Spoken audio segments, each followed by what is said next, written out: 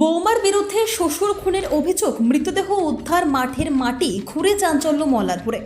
বৌমার অবৈধ সম্পর্কের প্রতিবাদ করায় প্রাণ হারালেন শ্বশুর, এমনই চাঞ্চল্যকর অভিযোগ উঠেছে বীরভূমের মল্লারপুর থানার রাতমা গ্রামে। সোমবার দুপুরে মল্লারপুর থানার পুলিশ মৃতদেহ উদ্ধার করে রামপুরহাট মেডিকেল কলেজ ও হাসপাতালে ময়নাতদন্তে পাঠিয়েছে।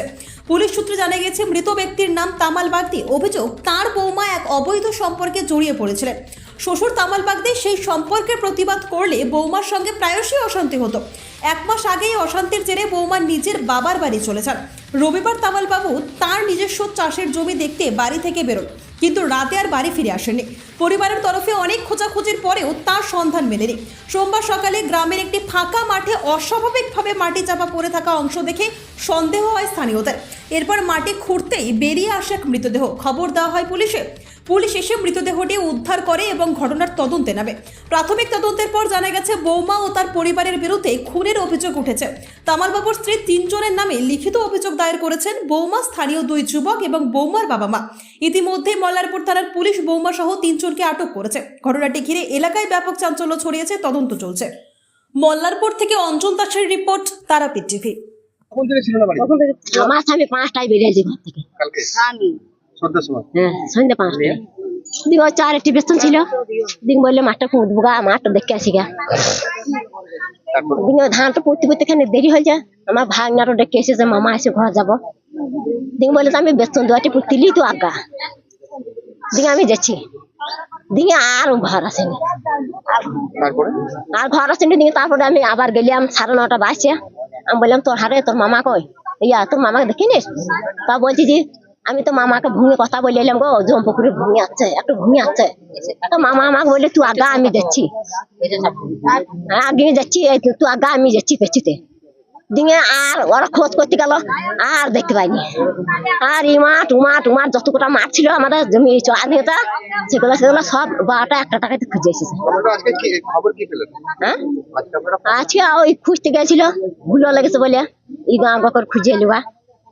দিনে ওই মাঠটা তো সন্দেহ হয় কি ঘাস মাঝখানে দদরা মাদরা ছিল।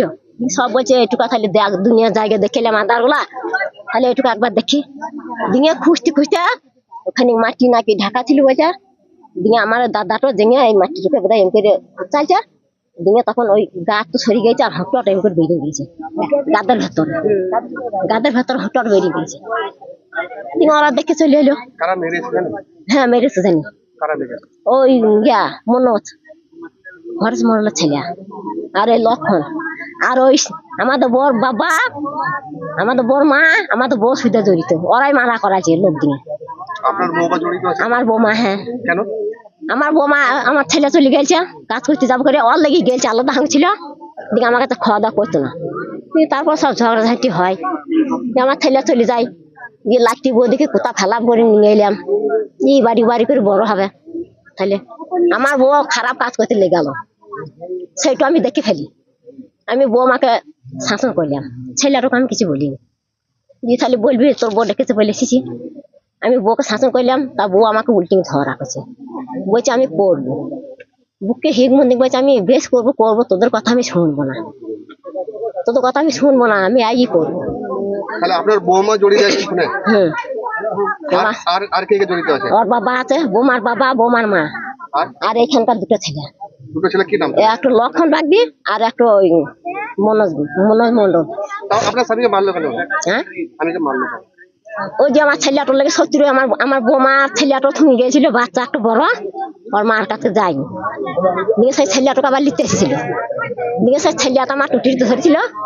দিয়ে এই কারাকারি করতে ছেলেটাকে এমনি করে টুটিতে ধরেছে ওর মা, এরকম করে ঘুরে যায়। ছেলেটা খুব কাঁদছে। দিকে আমি হাত ছাড়াচ্ছি, যে ছেলেটা টুটিতে নিঃশ্বাস পাই না। বাবার বাড়ি বাবা নিয়ে চলে গেছে। কখন নিয়ে গেছে আপনার বৌমা? ও সেই তখনই, যখন এই শীতকাল তো শোনা, তখনই। কতদিন আগে হয়েছিল? এই তো কতদিন হবে, 10-15 দিন হবে নাকি গো? 1 মাস হবে। কোথায় বাড়ি আপনার বৌমা? ও শিউরি পেনি কুতুরা। কি চাইছেন আপনি? আমি চাইছি ওদের শাস্তি ফাঁসি। আমি ওদেরকে কাউকে ছাড়তে চাই না। ওরাই খুন করছে, গ্যারেন্টি আমি দিচ্ছি, ওরাই মেরেছে। কি নাম আপনার স্বামীর?